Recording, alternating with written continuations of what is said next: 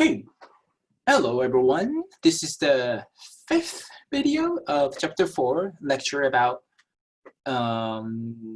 defining and explaining leisure behaviors. Okay, there you go. And we're starting this video with the sociological theories of leisure behavior. There are some theories from sociology that looked at the relationship between work and leisure, which help us explain why some people do certain kind of leisure activity.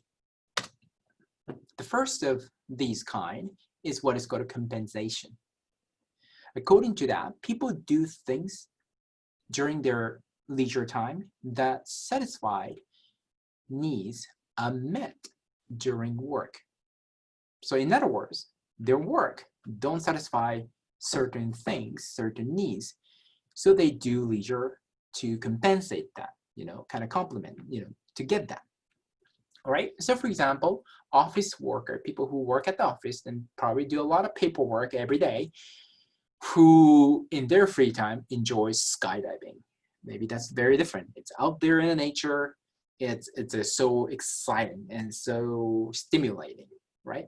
Maybe so for these people, their leisure behavior and work look very almost opposite to each other. The other theory is spillover. According to this theory, people do things that during leisure that look similar to their work. For example, engineers who make drones for fun. If you like the TV show called The Big Bang Theory, like I do, there is a character called Howard Wolowitz.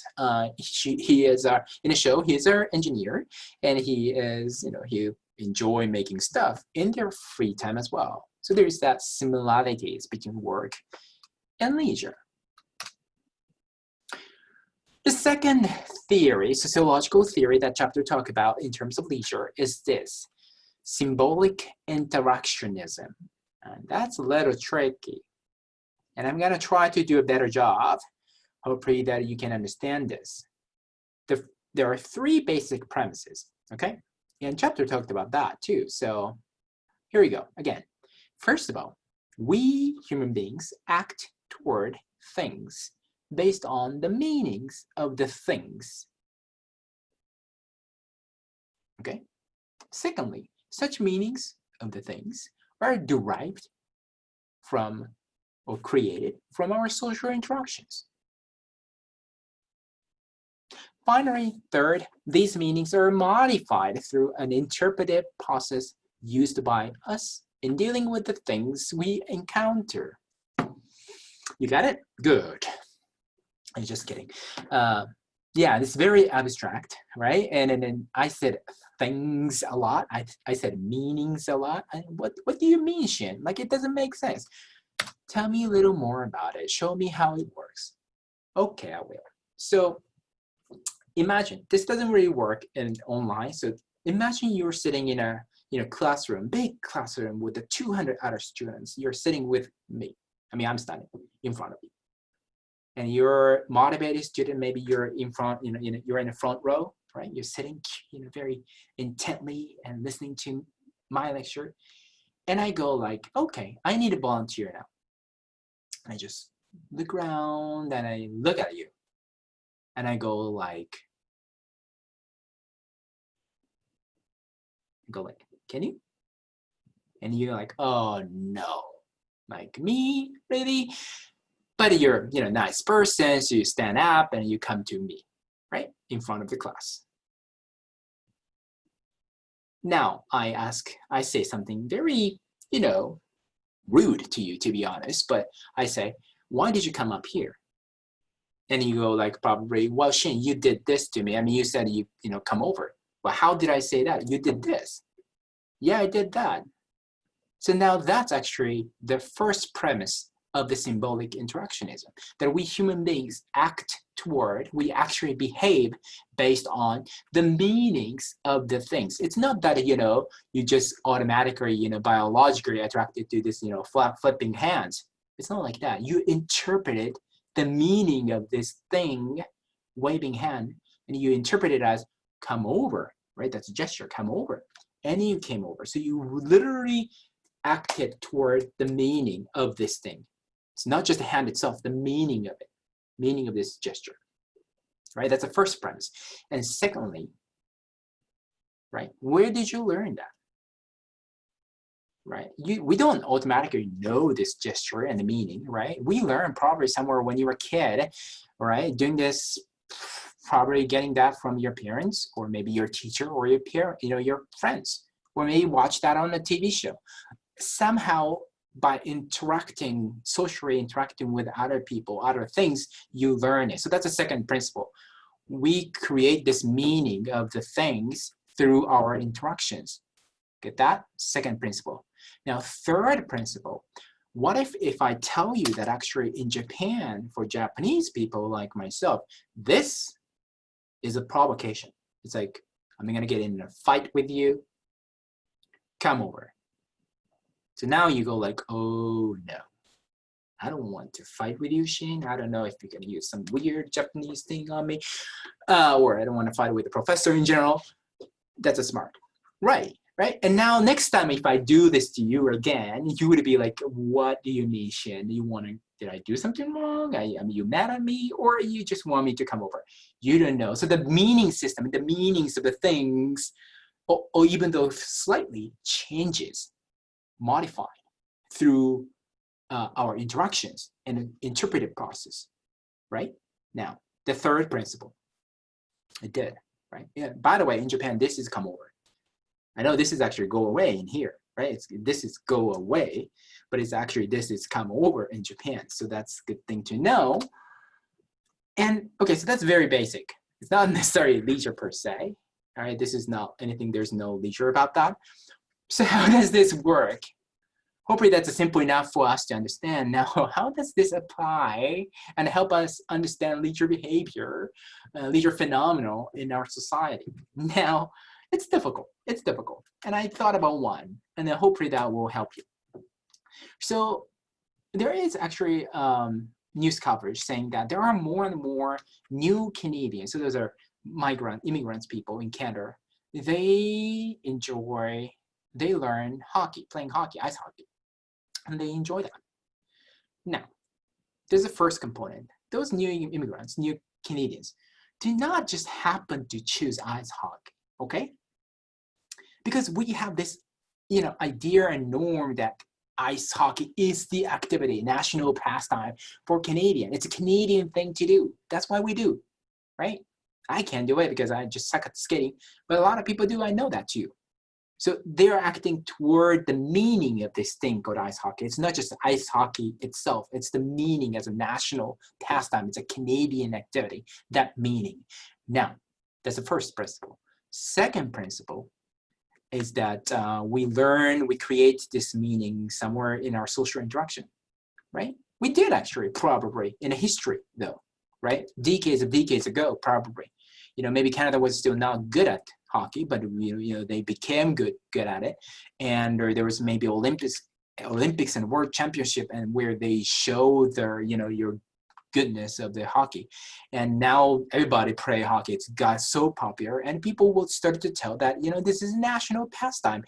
And somebody somewhere told these new Canadians that, hey, you're new to Canada, you got to try ice hockey because it's the national pastime. That meaning was created and recreated and communicated through social interactions. Second principle. And thirdly, their meaning of a thing can be modified through our interpretive process and interaction. It could, and this could lead to a different meaning. Because when people, visibly different new immigrants started to play more of a hockey, they get better, they become professionals, they represent different racial, ethnic backgrounds, culture backgrounds. And then what that ice hockey means can change over time, basically. For example, in British Columbia, did you know, I think the Saturday Night Hockey, that TV show, you can enjoy that in different languages. And one of them is a Punjabi language. And there's Punjabi people, commentators will kind of comment and rap about this, the players playing, and Maple Leaf, it's a BC, Maple Leaf's performance, and yada, yada, yada, in the Punjabi language. It's so funny. although I don't speak Punjabi. And now it's not like a national pastime as in, more of a mainstream, maybe Caucasian, white European, Canadian thing. It changed from that to more of a diverse thing. The meaning could slightly change through that interaction and interpretive process over time, definitely. And hopefully that helps you to understand how this theory can be applied, and it can be helpful, actually useful for us to understand some of the changes and behaviors, phenomena. In addition to this, these are something that the chapter talked about, but I want you to note that the serious leisure and what's called a serious leisure perspective is also a sociological theory of leisure, which we already kind of talked about, serious leisure. So this serious leisure perspective identifies 3 types of leisure. One of them, of course, is serious leisure, which we talked about in terms of commitment already. So check that part of the video out. Now the other kind of leisure is the other type of leisure is casual leisure. So it's the opposite of seriousness. It's immediately intrinsically rewarding. It's a short-lived, pleasurable activity requiring little to no special training, like watching TV. It's fun, done. Eating ice cream, fun. It's good on the taste. I'm not sure about my tummy, but done. That's casual leisure. Now the third kind, this serious leisure perspective identify is this project-based leisure, such as, for example, do-it-yourself, like make something up. Like for example, maybe your father would make balcony, or just like a deck in your backyard, the project kind of thing, right? That kind of thing. It's a short-term, reasonably complicated, one-off or occasional, though infrequent, innovative undertaking. That's project-based leisure. So these are 3 different kinds of leisure, and this serious leisure perspective says that you have to have both, and all of them. If you have all 3 types in a good balance, you have what is called optimal leisure lifestyle, right? It's most balanced, well-balanced, well-rounded leisure lifestyle, which should lead to the highest level of well-being, at least in terms of leisure. So that's good. This is a very great theory in terms of happiness and well-being and leisure. So I wanted you to know that. And I want you to think about, do you have them all? Do you have a serious leisure? Do you have a casual leisure? Do you have a project-based leisure? If you don't, maybe you don't have that optimal leisure lifestyle. You may want to pursue something missing in your life. And has anybody tested this theory? That's a good question, because no, not that I know. And actually, I'm trying to do it. And it's a little difficult because we don't have any things to measure this green part, project-based leisure. So maybe in a couple of years, once I get results about that, I can share that with you. Finally, leisure and anthropology. It's the study of human culture. Very interesting. One of the theory that relates to leisure, and more so with the tourism, is this anti-structure theory. According to it, some leisure behavior activities exist as a ritual that are antagonistic, as in opposite to everyday experiences, and they take us outside of everyday life, according to a guy called Turner.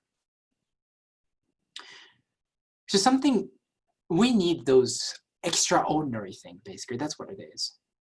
And they're there for the sake of, having that extraordinary, exciting components. Now, there are a few related concepts to it, though. Liminarity is a concept that explains the transition, shift from the everyday to the outside everyday, or ordinary to extraordinary, right? Often characterized by freedom from norms and structure, and peer play will happen after that. What's the example? Think about something like a sports stadium. Like, for example, in our city of Edmonton, we created this new ice hockey arena called Rogers Place. It's controversial, but it's big and brand new. I've been there once. So if you go there, right? I mean, before you even getting, there's a lot of people wearing the jersey of Oilers, and then you get the feeling, that festival feeling and festive feeling, and it's different, right? And then you get in, and there's a long escalator take you upstairs. That's a little kind of will take you away from that everyday. And then there's a little space where the jerseys and other things, the kind of banners are, exhibited, and you're gonna go through that. And then you get to that concourse area where, like, people are having drinks and, having conversations and all that kind of stuff. There's some gift shop maybe. And if you go through that, there's that huge arena link in there. So it will take you through all those things to get you separated, to get you transition from the everyday life, everyday experience to something extraordinary. Right? Can you think about anything else? Communitas is another thing that happens in this anti-structure experience. It's a temporary sense of social camaraderie. What that means is that basically, for example, in a sports case again, except for your families and friends and those people who you go with, people around you, you don't know even, right? Those fans, you just connected by the fact that you cheer for the probably same team. And when your team make a super play, or just scores a final time over score and win, and then everybody gets stand up, everybody shouting, and maybe you start to like high five and maybe even hug or whatever that might be, with the total stranger basically. Those people you would never probably see in your life after this. But you have this strong, intense sense of bonding just because of that extraordinary event and the feeling. And that's communities. And that happened in the leisure recreation and tourism a lot, sports a lot. An example of that, anti-structure, liminarity, communities would be what we studied, ultramarathon. Ultramarathon is an activity where you basically run hundreds of kilometers within 24 hours. It's an extreme thing. You do it in the desert, you do it in a mountain. This case was Alberta here in the mountain area. There are three peaks you go through, about a couple hundred kilometers within 24 hours, which is extreme sports. So it's extraordinary. It's beyond the normal because, you don't do that, running hundreds of kilometers over 24 hours in the mountain. We don't do that. It's special. It's opposite to every day. Liminarity was there too, because it happened in it's a town called Grand Cache, I think, in Alberta, in the mountain area. And that whole town was all festive, and there's banners and music and people, if you go to maybe a restaurant, because you're participants of the race, ultramarathoners, you get maybe discounts. It's cheerful, supporting community feeling. And that will get you feel that that's something special is happening even before running. And finally, communities. There's a loose sense of, the race was called death race. So the people call themselves as death racers, it's participants, right? And they have this loose sense of, death racer identity, and they start to help each other, which is very interesting. Because it's a long race. Sometimes, injuries and incidents happen, and you see other runners, kind of down on a knee and trying to fix something, injury or, whatever, scratch. And they'll just try to help each other because they're part of this thing together. There's a sense of that strong, intense bonding, although it's just temporarily, just now, but you're both death racers. We're going to go through this together type of mentality. All right, so you can see all of them. Another example of anti-structure, potential liminarity, and communities is I will invite you to my birth city, home city. It's called Fukuoka, Japan. And there's an urban ritual. So it's a ritual right there called Hakata Gion Yamakasa. It is history. It has a history of over 800 years. It's crazy. And you can see this video, and yes, there's a half-naked man in a big city. This Fukuoka is a city of 1.5 million or so. So it's bigger than the Edmonton, okay? But during the 2 weeks of July, every year, not probably this year, but every year, you see thousands of men with this costume doing a certain things, extraordinary thing, having this strong sense of bonding in this area. So that was unique, a good example, and probably kind of interesting stuff for you because it's very different. Now, I would ask you, like, what about your home city? What about your home country or somewhere you lived? Maybe you have example of anti-structural liminarity and communities. Well, if you do, let me know. I would love to learn about that too. So this is the end of chapter 4. In this chapter, we talked about 3 major things. First is, can you explain how we, both normal people and academics, define leisure today? There are 3 major themes. Also discuss the limitations, some of the those definitions and themes. Secondly, can you explain how demographic factors can impact our leisure behavior? We talked about 6 major demographic factors. Thirdly, can you describe and apply theoretical explanations of leisure, especially from psychology, sociology, and anthropology? Okay, so those are the 3 things you want to make sure that you got it right this week, and you're good to go. This is the end of chapter 4, and I will see you in the next chapter. Bye now.